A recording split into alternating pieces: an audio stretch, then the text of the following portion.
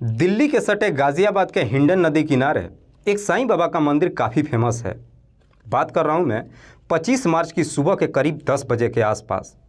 दरअसल इसी साईं बाबा के मंदिर में लाल स्कूटी पे एक लड़का और लड़की पहुँचते हैं। जैसे ही मंदिर के परिसर में एंट्री करते हैं, अंदर में जितने भी श्रद्धालु जन होते हैं, जब उनकी नज़रें उस लड़की की तरफ जाती है, हर कोई उसे देखते ही रह जाता है, क्योंकि वो लड़की वाकई में बेहद खूबसूरत थी।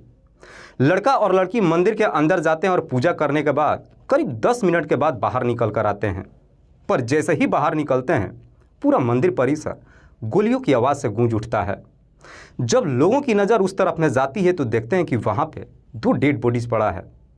दरअसल मरने वाला कोई और नहीं बल्कि वही लड़का और लड़की थे जो 10 मिनट पहले इस मंदिर में एंट्री किए थे। लोग जैसे इस तरह की नज़ारा देखते हैं, तुरंत ही इस बात की जानकारी पुलिस को दे देते हैं। लेकिन ये केस पुलिस के लिए भी आसान नहीं था।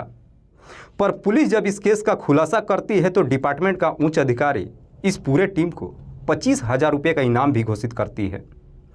वाकई में दोस्तों, आज की जो कहानी है ये आपको भी हैरान कर देने वाली है। आज की जो सच्ची घटना मैं आपको सुनाने वाला हूँ, ये घटना है उत्तर प्रदेश की। उत्तर प्रदेश का एक ज़िला पड़ता है गाज़ियाबाद, और इसी गाज़ियाबाद के हिंडन नदी किनारे जब इस मंदिर परिसर में इस घटना को अंजाम दिया जाता है, पुलिस तुरंत ही अपने टीम के साथ घटनास्थल पर पहुंचती है। पुलिस जब डेड बॉडी को चेक करती है तो मालूम चलता है कि दोनों के शरीर पे 3-3 गोलियां मारी गई है। पुलिस जब घटनास्थल की मुआयना करती है तो वहां पे पुलिस को 0.9 mm के कुछ खोखे भी बरामद होती है। पुलिस जब इस पूरे वारदात के बारे में वहां पे मौजूद लोगों से पूछताछ करती है तो कुछ लोग बताते हैं कि साहब ये लड़का लड़की एक लाल कलर की स्कूटी पे आए थे, जो स्कूटी बाहर ही खड़ी है। लेकिन जब गोली चलना शुरू हुआ, जब हमने उधर के तरफ देखा तो एक अधेड़ उम्र के व्यक्ति काफ़ी तेज़ी से यहाँ से भागते हुए दिखाई दिया, जो यहाँ से थोड़ी ही दूरी पे गया और आगे जाकर एक सफ़ेद कलर के सेंट्रो कार में बैठकर वहाँ से फरार हो गया। पुलिस जब उन डेड बॉडीज़ के बारे में वहाँ पे मौजूद लोगों से पूछताछ करती है तो कोई भी व्यक्ति उनका शिनाख्त भी नहीं कर पाता है।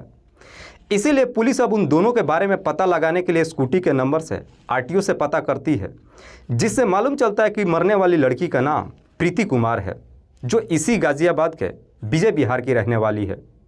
प्रीति के पिता का नाम है प्रमोद कुमार। पुलिस को जैसे ही प्रीति के बारे में डिटेल्स मालूम चल जाता है, पुलिस तुरंत ही इस बात की जानकारी प्रीति के पिता प्रमोद कुमार को देती है। इधर प्रमोद कुमार को जब मालूम चलता है, प्रमोद अपने पूरे परिवार के साथ जब घटनास्थल पर पहुंचता है और जब प्रीति को मृत अवस्था में देखते हैं, सब के सब चीख चीख करके रोने लगते हैं। लेकिन प्रमोद जब घटनास्थल पर पहुंचता है तो उस लड़के का भी शिनाख्त कर लेता है। प्रमोद पुलिस वालों से कहता है कि साहब इस लड़के का नाम है सुरेंद्र चौहान, जो प्रताप बिहार का रहने वाला है। दरअसल कुछ दिनों बाद दोनों की शादी होने वाली थी। सुरेंद्र के पिता का नाम है खुशहाल सिंह। प्रमोद जब शिनाख्त कर लेता है, पुलिस तुरंत ही इस बात की जानकारी सुरेंद्र के पिता खुशहाल सिंह को भी देती है। खुशहाल सिंह भी अपने परिवार के साथ घटनास्थल पर पहुंचता है। पुलिस सबसे पहले दोनों की डेड बॉडी को अपने कब्जे में लेकर उसे पोस्टमार्टम के लिए भेज देती है और फिर प्रमोद के ही तहरीर पर धारा 302 के तहत अज्ञात अपराधियों के विरोध में मुकदमा दर्ज करती है। पुलिस अब अपराधियों तक पहुंचने के लिए सबसे पहले मंदिर परिसर के अंदर जो सीसीटीवी लगा था, उन सीसीटीवी कैमरे को चेक करती है। मालूम चलता है कि मंदिर के परिसर में 8 सीसीटीवी लगा तो है, लेकिन सब के सब खराब हो चुका था, जिससे पुलिस को भी अब समझ में नहीं आता कि आखिरकार पुलिस अपराधियों तक पहुंचे कैसे। पुलिस प्रमोद से पूछताछ करती है कि क्या तुम्हें किसी पे शक है कि तुम्हारी बेटी की हत्या कर कौन सकता है। इस पे प्रमोद पुलिस वालों को जवाब देता है कि साहब मुझे किसी पे कोई शक नहीं है। इसीलिए पुलिस अब सुरेंद्र के पिता खुशहाल सिंह से पूछताछ करती है।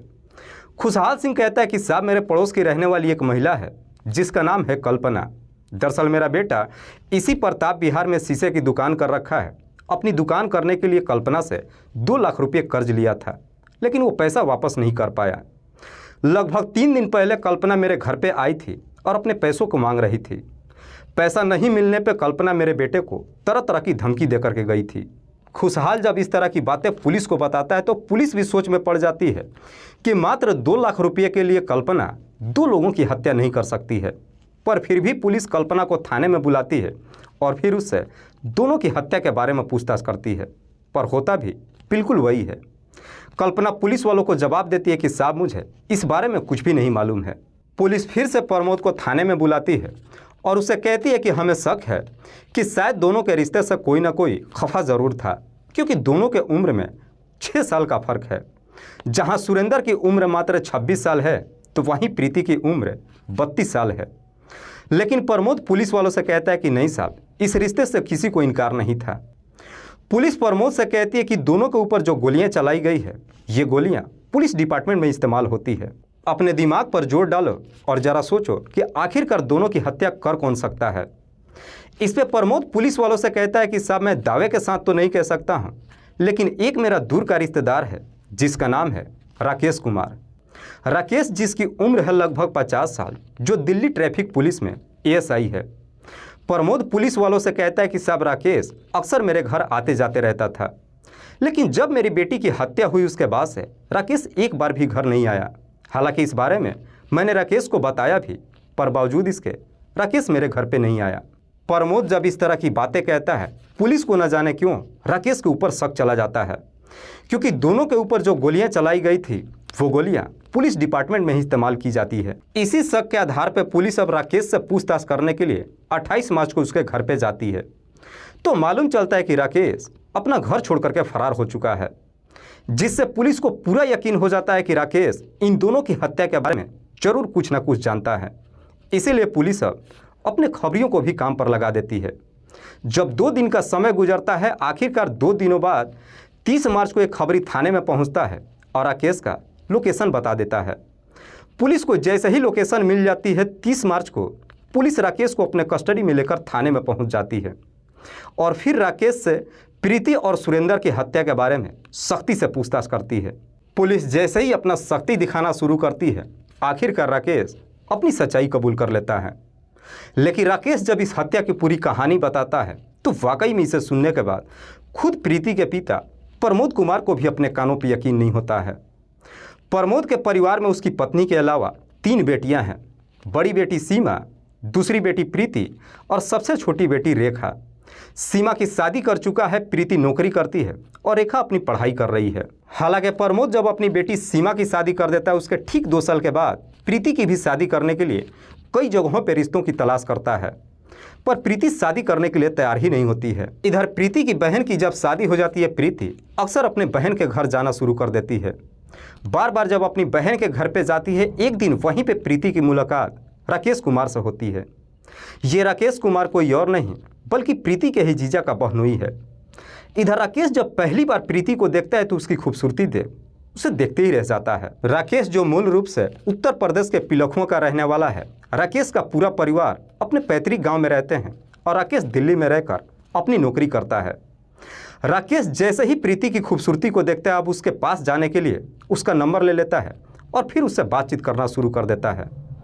आखिरकार प्रीति और राकेश जब दोनों एक दूसरे से बातचीत करते हैं, बातचीत करते करते दोनों एक दूसरे के करीब ही नहीं आ जाते हैं, बल्कि राकेश और प्रीति के बीच में प्रेम प्रसंग शुरू हो जाता है। क्योंकि राकेश प्रीति से डबल उम्र का होता है, लेकिन बावजूद इसके प्रीति राकेश को पसंद कर लेती है। क्योंकि राकेश जब भी प्रीति से मुलाकात करने के लिए जाता है, उसके तमाम ख्वाहिशों को भी पूरा करता है। इतना ही नहीं करता है, बल्कि उसके बाद से राकेश प्रीति के घर और परिवार वालों को भी काफ़ी पैसे दे करके मदद करता है। उसके बाद से अब राकेश प्रीति के घर भी जाना शुरू कर देता है। राकेश जब भी प्रीति के घर पे जाता है, उसे अपने साथ लेकर बाहर जाता है और फिर दोनों अपनी हसरतें पूरी कर लेते हैं।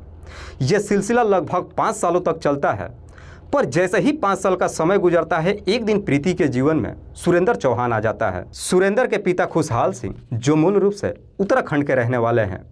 खुशहाल सिंह के भी 4 बच्चे हैं, जिसमें 2 बेटियां और 2 बेटा। लेकिन सुरेंद्र और प्रीति के बीच में जैसे ही प्रेम प्रसंग शुरू होता है, उसके बाद दोनों शादी करने का फैसला कर लेते हैं और इस शादी की मंजूरी दोनों के घर परिवार वाले भी दे देते हैं। जैसे ही दोनों शादी करने का फैसला कर लेते हैं, उसके बाद से प्रीति राकेश का फ़ोन उठाना बंद कर देती है।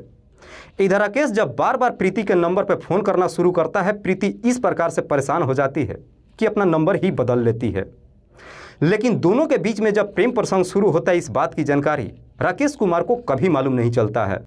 24 मार्च को राकेश का नाइट ड्यूटी होता है। ड्यूटी करने के बाद 25 मार्च को सुबह सुबह राकेश सबसे पहले अपने दोस्त बंटी के घर पे जाता है, जो सहदरा का रहने वाला है, और फिर बंटी का एक सेंट्रो कार लेकर सीधे प्रीति के घर पे पहुंच जाता है। लेकिन प्रीति के घर पे पहुंचता है तो मालूम चलता है कि प्रीति अपने घर से निकल चुकी है। जब प्रीति को ढूंढना शुरू करता है तो मालूम चलता है कि प्रीति साईं बाबा के मंदिर गई हुई है।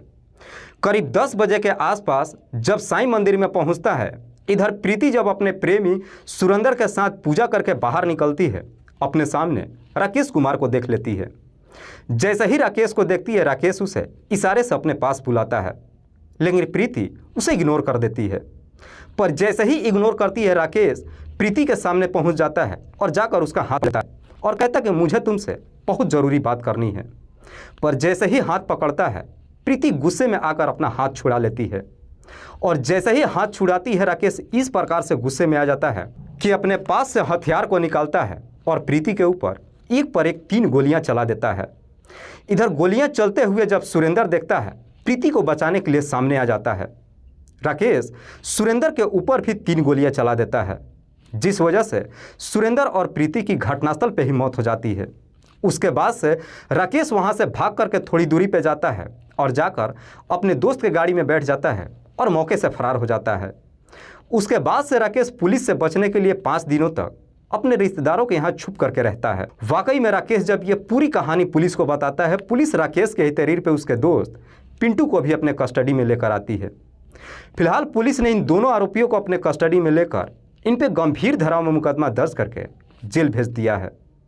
दोस्तों, इस पूरी घटना के बारे में आप क्या सोचते हैं? आप अपनी राय हमें कमेंट बॉक्स में जरूर दीजिएगा। कल फिर मिलते हैं एक और नई सच्ची घटना के साथ। तब तक के लिए जय हिंद, जय भारत।